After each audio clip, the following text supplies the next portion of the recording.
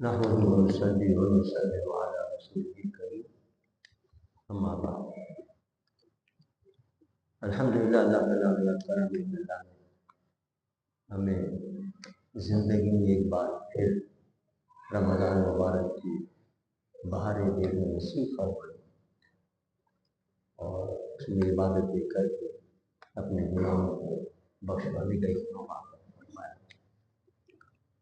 اللہ تعالیٰ ہمیں ہمت دے، توفیق دے کہ ہم پورے روزے رکھ سکیں اور پوری تراویحیں اور پوری نمازیں ادا کر سکیں. آج جو تلاوت ہوئی ہے اس کا خلاصہ یہ ہے کہ سب سے پہلے تو بسم اللہ الرحمن الرحیم ہم پڑھتے ہیں جب بھی قرآن پاک کا آغاز کرتے ہیں، قرآن شروع کرتے ہیں. کیونکہ بسم اللہ الرحمن الرحیم کے معنی ہے کہ اللہ کے نام کی برکت سے میں اس کام کو آغاز کرتا ہوں تو برکت ہو جاتی ہے پڑھنے میں.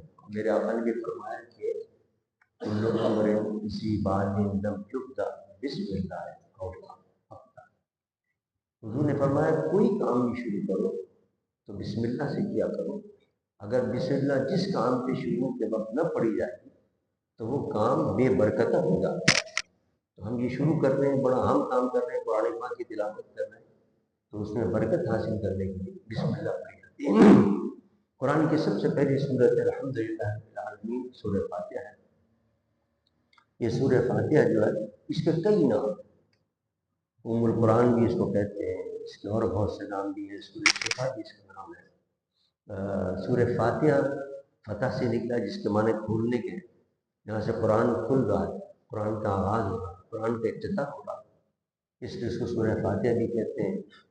اور ام القرآن بھی کہتے ہیں، اس کو قرآن کی ماں ہے یہ.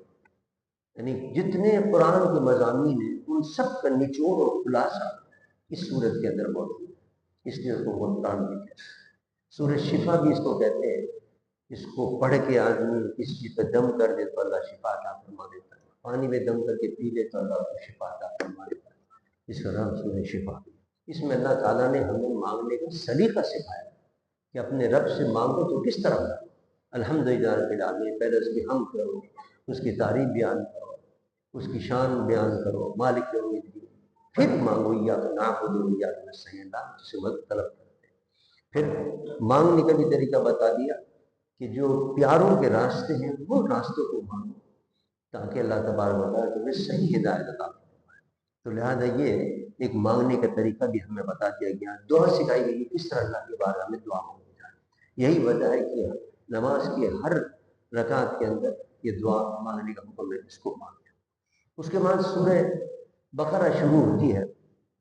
یہ جتنے نام آتے ہیں کیا نام ہے سورتوں کے، یہ توقیفی نام ہے. یعنی حضور نے ہمیں بتایا کہ اس کا نام یہ رکھو، اس کا نام یہ رکھو، ہم نے اپنی طرف سے یہ نام نہیں رکھے. تو سورہ فاتحہ کے نام جو نام ہے یہ بھی سارے توقیفی ہیں. اسی طرح سورہ بقرہ کا جو نام ہے، بقرہ کے معنی گائے کے ہیں. اس کا یہ نام اس لیے رکھا گیا ہے کہ اس کے اندر ایک گائے کا واقعہ پورا آیا ہے اور اس واقعے کی وجہ سے اس سورت کا نام سورہ بقرہ رکھا گیا. وہ آئے گا، میں آگے بتاؤں گا جب اس کو بتائے گا. اس میں آغاز اس کا ہو رہا ہے سورہ بقرہ کا، الف لام میم. یہ جو الفاظ آتے ہیں اس کو حروف مقطعات کہتے ہیں. مختلف صورتوں کے شروع میں مختلف آئیں گے. کہیں الف لام را آئے گا، کہیں قاف آیا، کہیں صاد آیا، کہیں حا میم عین سین قاف آیا. یہ سارے حروف مقطعات کہلاتے ہیں. اور حروف مقطعات کا حکم یہ ہے کہ یہ ایک کوڈ ورڈز ہیں، یہ راز و نیاز کی باتیں اللہ اس کے رسول کے درمیان. تو اس کے حقیقی معنی اللہ جانتا ہے یا اللہ کا رسول جانتا ہے اور کسی کو پتہ ہے. لیکن اس کے علماء نے کچھ معنی بیان کیے ہیں اور کچھ نکات بیان کی ہے. اس کے کیا تعویل ہو سکتی ہے. بعض اولیاء کرام پر بھی اللہ تعالیٰ منکشف کر دیتا ہے. حضور کے صدقے کے اندر بعض کو حالات اور اس کے خاص سے جو معنی ہے وہ حضور کے صدقے میں اللہ کو عطا فرما دیتا ہے. حضرت امام ربانی مجدد الفسانی رضی اللہ تعالیٰ عنہ کو قاف کا علم اللہ نے عطا فرمایا. انہوں نے پھر اپنے شاگرد حضرت خالد بن مسعود کو علم عطا فرمایا اور وہ قیوم کہلاتے ہیں. اسی لیے بہرحال اس صورت کا آغاز ہوا اور پھر اس کے اندر شروع کے اندر کیونکہ ہم نے اللہ سے مانگا تھا مولا ہمیں سیدھا راستہ عطا فرما دے، تو فرما دیا الف لام میم ذالک الکتاب لا ریب فیہ، ہم یہ کتاب تمہیں عطا کر رہے ہیں اور یہ کتاب تمہارے لیے تمہاری دعا قبول ہو گئی ہے، اب ہم تمہیں کتاب عطا کر رہے ہیں، قرآن تمہیں عطا کر رہے ہیں، اسی لیے ہم نے قرآن بھیجا ہے اور نازل کیا ہے کہ اس کے مضامین کو سنو، پڑھو اور پھر اس کو سمجھ کر اس پر عمل کرو تو دنیا میں بھی کامیاب ہو، آخرت میں بھی کامیاب ہو۔ یہاں انسان کی 3 قسم بیان کی اللہ تعالیٰ کہ ایمان ایک تو وہ ہے جو مومن ہے۔ مومن کون ہے؟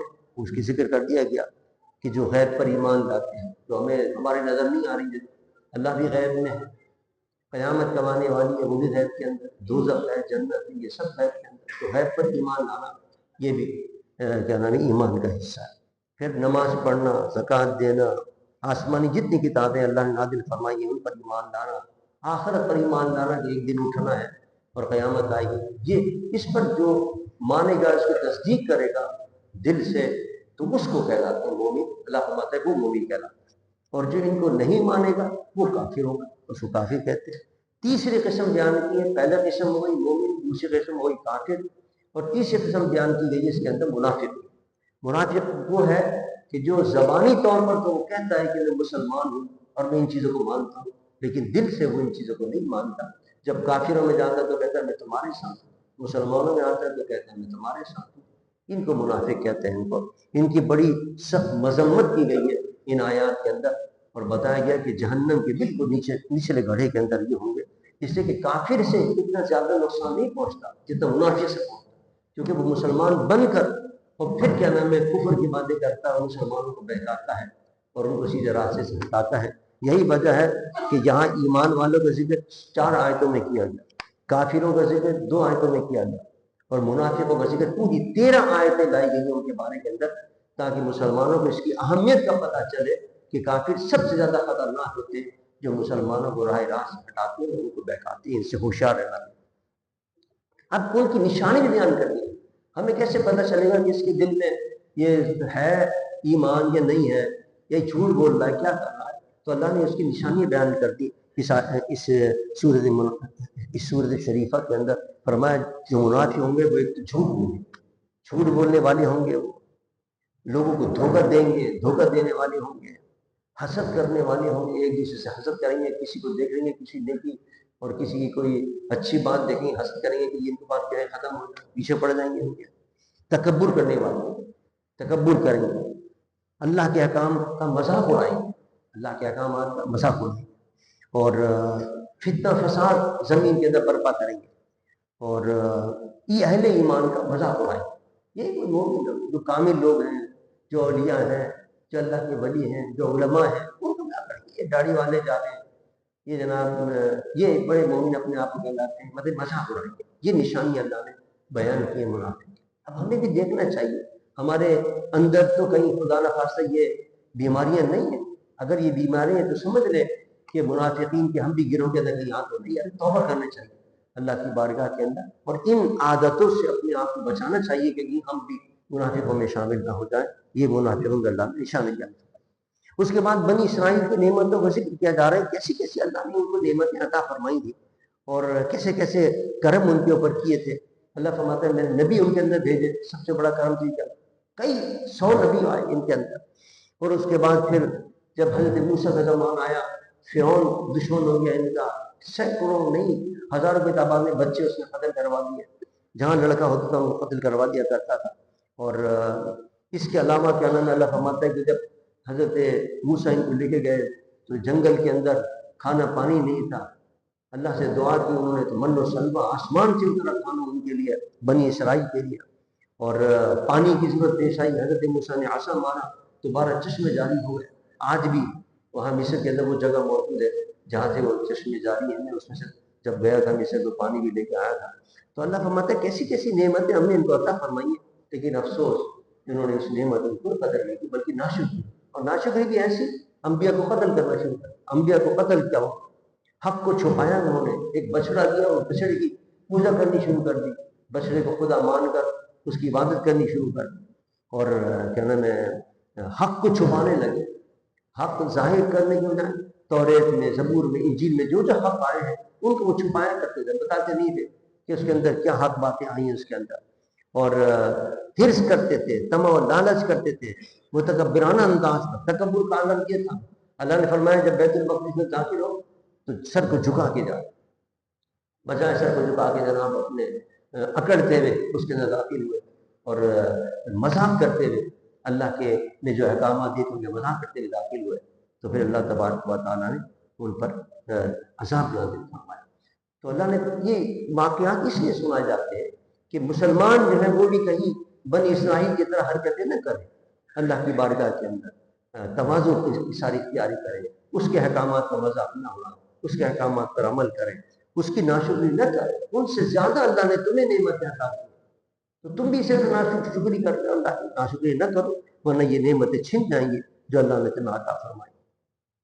اس کے بعد پھر وہ اپنے آپ کو کہا کرتے تھے کہ ہم تو جو ہے وہ جنت کے ٹھیکیدار ہیں، بہت برے عمل کرتے تھے، کہتے جنت میں تو ہم ہی جائیں گے، ہم ہیں اصل میں حضرت ابراہیم کے ماننے والے۔ کہا گیا کہ نہیں تم ماننے والے نہیں، حضرت ابراہیم کے، حضرت ابراہیم کو وہ ماننے والا کہلائے کہ ابراہیم کے طریقے پر چلے، حضرت ابراہیم جو راستہ بتایا اس پر چلو گے تو کامیاب۔ اس کے بعد پھر وہ گائے کا ذکر آیا ہے جس کی وجہ سے اس پوری سنت کا نام بقرہ رکھا گیا ہے۔ حضرت موسیٰ علیہ السلام کے زمانے میں ایک شخص تھا، اس کو قتل کر دیا، تو حضرت موسیٰ کے پاس آئے ہوں بنی اسرائیل کے، ہمیں بتائیں کہ اس کو قاتل کون ہے اس کا، تو کیونکہ اللہ نے اس سے آپ براہ کلام فرماتے تو آپ پوچھ کے بتائیں۔ تو اللہ نے فرمایا کہ ان سے کہو کہ گائے کو ذبح کریں، تو انہوں نے طرح طرح کے سوال کرے، حالانکہ عام حکم تھا کوئی بھی گائے ذبح کر دیتے، لیکن وہ انہوں نے سوال کرنے سے گائے کیسی ہوگی، اس کا رنگ کیسا ہوگا، کیا کرتی ہے وہ گائے، کہاں ملتی ہے وہ گائے، 10 سوال کرنے شروع کر دیے۔ نتیجہ کیا نکلا کہ اگر وہ عام گائے ذبح کر لیتے تو آسان کام کرے، لیکن جو سوال انہوں نے کیے اور سوالوں کے جواب جو آتے رہے اس کی وجہ سے صرف وہ دنیا میں ایک ہی گائے تھی جو ان شرائط پر پوری کرتی تھی جو اللہ نے بتائے تھے، اور پھر وہ گئے اس کو لے کے آئے، اس گائے کو خریدا، وہ خریدا اتنے مہنگے دام کہ پوری اس گائے کی جو کھال تھی اس کو سونے سے بھر کر انہوں نے اس کی قیمت ادا کی۔ مطلب کہنے کا پھر یہاں آئے، اللہ نے حکم دیا کہ اس کا ایک حصہ لے کر اس مردے کو مارو، اس گائے کا حصہ لے کر، جو مارا تو وہ مردہ زندہ ہو گیا اور زندہ ہو کر اسے خود بتا دیا کہ مجھے فلاں شخص نے قتل کیا۔ تو اس واقعے سے بہت سے سبق دیے گئے کہ بلا وجہ بے تکے سوالات بھی نہیں کرنے چاہیے، بے تکے سوال کرنے سے آدمی خود بخود پھنس جاتا ہے۔ یہ کام اللہ نے حکم دیا تھا ذبح کر دیتے گائے کو، کوئی تمہیں تکلیف نہیں ہوتی، اب تم نے سوالات کر کے خود اپنی بھی مصیبت لگا۔ پھر وہ جو گائے تھی وہ یہ بھی علماء فرماتے ہیں وہ جو گائے تھی وہ ایک اللہ کے ولی کی گائے تھی، اور ان کے وہ انتقال ہو گیا، وہ اپنے بچے کے لیے وہ چھوڑ کے گئے تھے وہ گائے۔ تو دیکھیے اللہ کے ولیوں کی جو نشانیاں ہوتی ہیں وہ بھی کتنی عظمت والی ہوتی ہیں، کتنی نشان والی ہوتی ہیں۔ یہ بھی اس میں ایک سبق دیا گیا ہے کہ اس کا ٹکڑا اگر مار دیا گیا تو زندہ ہو گیا، تو پھر کسی ولی کے پاس نماز پوچھ جائے گا تو اس کو پورا دل زندہ ہو جائے گا۔ یہ بھی اس واقعے کے اندر اشارہ کیا گیا ہے، یہ جو واقعہ اللہ تعالیٰ نے سنا۔ مقام ابراہیم کا ذکر بھی آیا ہے اس کے اندر کہ کیا نام ہے، اللہ تعالیٰ فرماتا ہے کہ مقام ابراہیم وہ مقام کے جہاں جس پتھر پہ حضرت ابراہیم کھڑے ہو کر انہوں نے خانہ کعبہ کی تعمیر کی ہے اس کو مقام ابراہیم کہتے ہیں۔ وہ آج بھی پتھر موجود ہے خانہ کعبہ کے سامنے، اور حکم ہے کہ یہاں سامنے کھڑے ہو کر اور اللہ کی بارگاہ میں نماز ادا کرو۔ تو یہ مقام اس پتھر کو کیوں ملا؟ اس لیے کہ اس نے حضرت ابراہیم کے قدموں سے وابستہ ہو اور حضرت ابراہیم کی اطاعت کی۔ حضرت ابراہیم کہتے تو اوپر ہو جاؤ تو پتھر اوپر ہو جاتا، کہتے نیچے ہو جاؤ تو نیچے ہو جاتا۔ تو جو نبی کی اطاعت کرتا پتھر وہ بھی اس مقام پر پہنچ جاتا، تو ہم اور آپ انسان ہو کر اپنے نبی کی اطاعت کریں گے تو کیوں نہ اللہ ہمیں عظمت عطا فرمائے۔ یہ بھی مقام ابراہیم میں ایک ہمیں سبق دے گا۔ اس کے اندر یہ بھی کہا گیا ہے کہ کیا نام ہے صفا مروہ جو ہے وہ اللہ کی نشانیوں میں سے جاتے ہیں حاجی اور عمرہ کرنے والے، ان کو حکم ہے تمہارا عمرہ تمہارا حج اس وقت پورا ہوگا جب تم صفا مروہ کے درمیان صحیح کرو۔ تو اللہ فرماتا ہے یہ بھی ہماری نشانی ہے اور ہماری نشانی ہے۔ اور کیسے نشانی بن گئی ہے؟ اس لیے کہ حضرت حاجرہ دوڑی تھی صفا مروہ کے درمیان، تو اللہ کی، حالانکہ وہ تو ولیت تھی، ایک نبی کی والدہ تھی، حضرت اسماعیل کی والدہ تھی، لیکن وہ ولی ہو کر جس جگہ پر ان کے قدم لگے وہ جگہ بھی اللہ نے اس کو یہ جگہ بھی مجھے محبوب ہو گئی ہے اور صفا مروہ ہو گئی، اللہ نے کہا میری نشانی میں سے نشانی ہے۔ تو یہ بھی سبق دینا مقصود ہے، یہاں بھی یہ سبق دینا مقصود ہے کہ جہاں خود اللہ کا ولی آرام کر رہا ہو وہ جگہ کیوں نہیں اللہ کی نشانی ہو۔ اور وہاں کیوں اللہ کی رحمتیں برسیں. اب ہم مزارات پہ حاضر ہوتے ہیں. آج جو ہم نے یہاں کیا نام ہے بہت سے ساری دور دراز پہ آ کر یہاں نماز ادا کر رہے ہیں، حالانکہ ان کے گھروں کے قریب بھی مسجد تھی. یہاں اس لیے ہم آتے ہیں اللہ کے ولی کے قرب کے اندر. نماز میں تو ثواب ہے، جہاں نماز پڑھیں گے ثواب ملے گا، لیکن اللہ کے ولی کے قرب میں نماز ادا کریں گے، وہ بھی کیا نام ہے رمضان کی تراویح ادا کریں گے تو دگنا ثواب اللہ ہمیں عطا کرے گا. اس حدیث سے اور اس واقعے سے یہ بھی پتہ چلا کہ اللہ کی شاعر میں سے ہوتا ہے. اس کے بعد فرمایا کہ نبی کی عظمت کو بیان کیا جا رہا ہے کہ بعض لوگ جو تھے وہ جب حضور تشریف فرما ہوتے تھے اور کوئی بات کسی کو سمجھ میں نہیں آتی تھی کسی صحابی کو، تو وہ عرض کرتے تھے راعینا یا رسول اللہ. راعینا کے معنی یا رسول اللہ ہمیں رعایت کیجیے آپ، اور دوبارہ یہ ارشاد فرمائیے تاکہ ہمیں یہ بات سمجھ میں آ جائے. تو وہاں منافق بھی ہوتے تھے، منافق توہین کے طور پر اس کو راعینا کہتے تھے دبا کر اس کا، جس کے معنی ہوتے ہیں ہمارا چرواہ. معاذ اللہ ان کی توہین کرتے، ان کی گستاخی کرتے تھے. تو اللہ تعالیٰ نے صحابہ کو منع کر دیا لا تقولوا راعینا وقولوا حسنا، تم راعینا کہا ہی مت کرو. حالانکہ تم تو اچھی نیت سے کہتے ہو، تمہارا تو ارادے بھی نہیں ہے، تم تو حضور سے اتباع کرنے والے ہو، حضور پر جان دینے والے ہو. لیکن چونکہ دوسرا آدمی اس کے غلط معنی لیتا ہے تو میرے معمول کی توہین والا وہ لفظ کے جس سے وہ دوسرا غلط معنی لیتا ہے استعمال ہی نہ کرو. اللہ نے منع کر کہا اس کی جگہ پر منظور نہ کہا، یعنی بتانا مقصود. اور پھر آگے فرمایا وَلِلْكَافِرِينَ عَذَابٌ أَلِيمٌ، جو حضور کی اتنی سی توہین بھی کر رہے ہیں وہ کافر ہو. اب آپ بتائیے اگر کسی نے رائینہ بھی کہہ دیا وہ بھی کافر ہو گیا. اللہ فرماتا ہے کوئی ان کی نماز نماز پڑھتی ہے، کوئی نماز ان سے قبول نہیں ہے. یہ پتہ چلا اصل چیز جو ہے وہ حضور کی محبت ہے، حضور کی تعظیم ہے، اسلام کی ہماری بنیاد ہے. اگر رائنا کی جگہ پر، حالانکہ رائنا تو صحابہ تو رائنا لفظ کہتے تھے، وہ بھی ادب سے کہتے تھے، لیکن اللہ نے منع کر دیا کہ دوسرا اس سے غلط معنی نکالتا ہے، لہٰذا لفظ استعمال نہ کرو، اس کی جگہ پر کون سننا کا لفظ استعمال. تو پتہ چلا کہ ہمارے دین کے اندر، ہمارے اسلام کے اندر سب سے اہم چیز جو ہے وہ حضور کی تعظیم ہے، جو دین کی بنیاد ہے. اگر ذرا سی بھی کوئی بے ادبی کرے گا تو اسلام سے نکل جائے گا. اس کے بعد پھر حضرت ابراہیم علیہ السلام کا ذکر ہو رہا ہے کہ حضرت ابراہیم علیہ السلام نے کیا نام ہے دعا کی تھی، اے اللہ ان میں بھیج دے ایک نبی اور رسول عطا فرما جو ان کو کتاب و حکمت کی تعلیم دے اور قرآن کی تلاوت کرے، کتاب و حکمت کی تعلیم کرے، ان کا تزکیہ کرے، ان کو پاک کرے. اللہ نے حضرت ابراہیم کی دعا قبول فرمائی اور حضور کی سعادت پر تشریف فرما ہے. تو حضور فرمایا کرتے تھے کہ میں ابراہیم کی دعا ہوں، ابراہیم نے میرے لیے دعا کی تھی اور میں ابراہیم کی بشارت کو میری بشارت دی تھی، حضرت عیسیٰ علیہ السلام. اس کے بعد پھر ذکر ہو رہا ہے کیا نام ہے قبلے کا ذکر ہو رہا ہے کہ قبلہ کے متعلق حضور کی آرزو تھی، حضور کی خواہش تھی کہ قبلہ جو ہے وہ تبدیل ہو جائے. سب بیت المقدس کی طرف منہ کر کے نماز ادا کرتے تھے. حضور کی آرزو تھی کہ میرے جد امجد حضرت ابراہیم نے خانہ کعبہ بنایا ہے اور یہاں مجھے میرے لیے دعا بھی کی ہے، میری بعثت کی دعا کی ہے، تو اگر یہ قبلہ بن جائے تو بہت اچھا ہے. مکے والوں کی بھی یہ شوق تھا اور ان کی بھی آرزو تھی.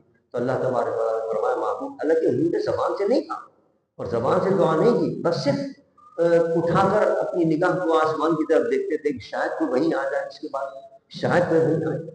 اللہ کو اپنے محبوب کی یہ ادا اتنی پسند آئی، فرمایا قد نرى تقلب وجهك، محبوب ہم دیکھ رہے ہیں کہ آپ بار بار اپنے چہرے کو اٹھا کر دیکھ رہے ہیں.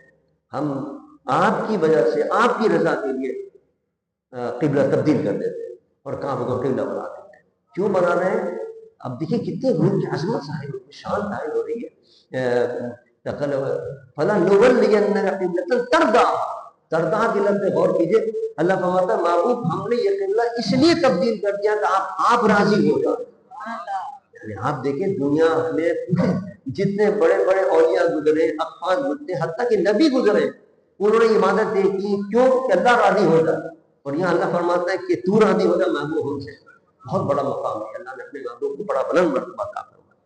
تو اس کے بعد پھر اعتراض کیا، کیا نام ہے یہودیوں نے سب یہ کیا تم کرتے ہو، کبھی ادھر قبلہ کر ادھر قبلہ، وہ اچھا خاصا قبلہ تھا ادھر کیوں تم نے کر دیا قبلہ. اس کا پھر جواب دیا گیا کہ لیسا البر ان تولوا وجوہکم قبل المشرق، ہمارا مقصد یہ نہیں ہے، نیکی یہ نہیں ہے کہ مشرق کی طرف منہ کرو یا مغرب کی طرف منہ کرو یا ادھر منہ کرو. ہم صرف دیکھنا یہ چاہتے ہیں، اللہ فرماتا ہے کہ ہمارے حکم کی تابعداری کون کرتا ہے.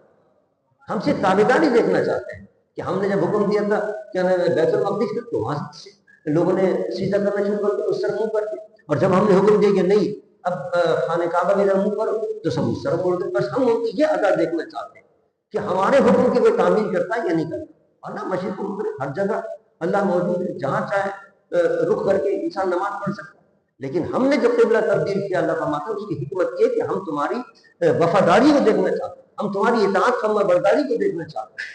بہت سے لوگ تھے جنہوں نے شروع کر کے سارے صحابہ نے شروع کر کے، منافق جو تھے اعتراض کرنے لگے، یہودی جو وہ اعتراض کرنے لگے، تو ایک پتہ چل گیا کہ کون منافق ہے اور کیا نام کون سچا ہے۔ اس میں ایک ہم یہ کیا نام ہے اشارہ ہے مسلمانوں کے لیے کہ جب جتنے بھی احکامات اللہ نے ہمیں دی ہیں قرآن پاک کے اندر جو آئے اس کے اندر بغیر کسی چور و چرا کے اندر عمل کرنا چاہیے۔ یہ نہیں کرنا چاہیے سب کیوں ہو گیا، کیا ہو گیا، کیسے ہو گیا، یہ شراب کیوں جناب حرام کر دی، اور یہ جناب یہ کیا نام یہ سود کیوں حرام کر دیا، اس میں تو بڑی صورت ہے فلاں ہے، کوئی نہیں۔ جب حکم آ گیا اللہ کا آنکھ بند کر کے اللہ کے حکم پر عمل کرنا شروع کر، پھر یہ مت کہو کہ کیوں ہوا کیسے۔ اللہ فرماتے ہیں ہم یہی دیکھنا چاہتے ہیں ہمارے حکم پر کوئی چور و چرا تو نہیں کرتا، جو نہیں کرتا وہ ہمارا سچا مومن، ہمارا سچا بندہ۔ اس کے بعد یہ فرمایا کہ مدد حاصل کرو نماز اور صبر۔